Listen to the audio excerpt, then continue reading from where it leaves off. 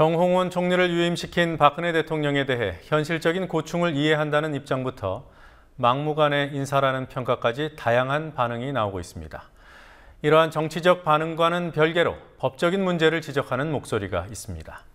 후임 인선을 마치고 국회 임명 동의안까지 냈던 만큼 유임이 아니라 새로운 후보 지명이라는 해석입니다. 대통령이 헌법적 의무를 위반했다는 의견도 나왔습니다. 노지민 PD입니다.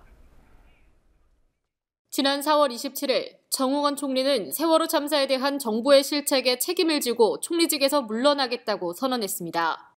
그러자 민경욱 청와대 대변인은 몇 시간 후 박 대통령은 정 총리가 이번 사태에 책임을 지고 사의를 표한 것을 수리하기로 하셨다고 밝혔습니다. 그러나 그로부터 2달 후인 지난 26일 청와대 윤두현 홍보수석은 박 대통령이 정 총리의 사의를 반려하고 총리로서 사명감을 갖고 계속 헌신해 줄 것을 당부했다고 말했습니다.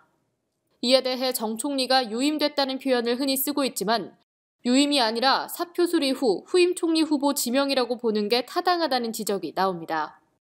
안대희 총리 후보자, 그분은 국회 임명동의 요청까지 했습니다. 그리고 그것이 이제 또 불발되니까 문창극 후보자를 역시 지명해가지고 했단 말이죠. 실질적으로 정홍원 총리의 사표 행위를 대통령이 수리한 거랑 같은 거거든요.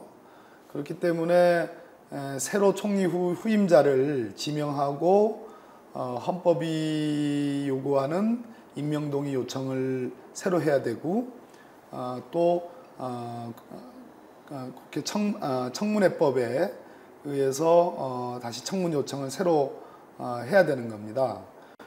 민주연합 소속인 이석현 국회 부의장도 정 총리 유임은 정치적 개념일 뿐 법률상 지명이라며 새로 지명한 것이니 법률상 청문회와 국회 동의가 필요하다고 말했습니다. 학계에서도 유사한 의견이 나옵니다. 박찬훈 한양대 법학전문대학원 교수는 대통령이 헌법적 의무를 위반했다고 한 발 더 나갔습니다. 사의를 표명하고 임명권자가 그것을 수용한 상태라면은 대통령은 새로운 총리를 임명할 헌법적 의무가 있다고 봅니다. 대통령은 그 헌법적 의무를 위반한 것이죠.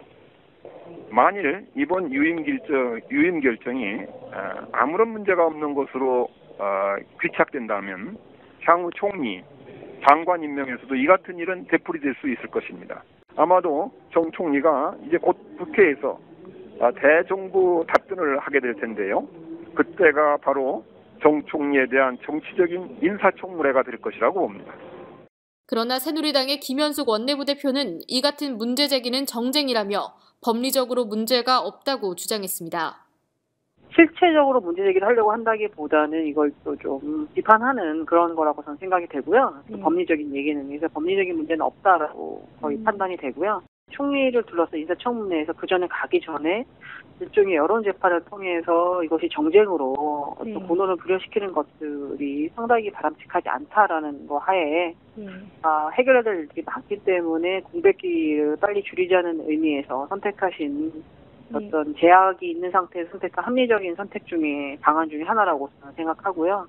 법과 원칙을 강조하는 박근혜 정부가 정홍원 총리의 사표 수리 취소 과정에서 나온 법적인 논란에 어떤 법과 원칙으로 대응할지 주목됩니다. 국민TV 뉴스 노지민입니다.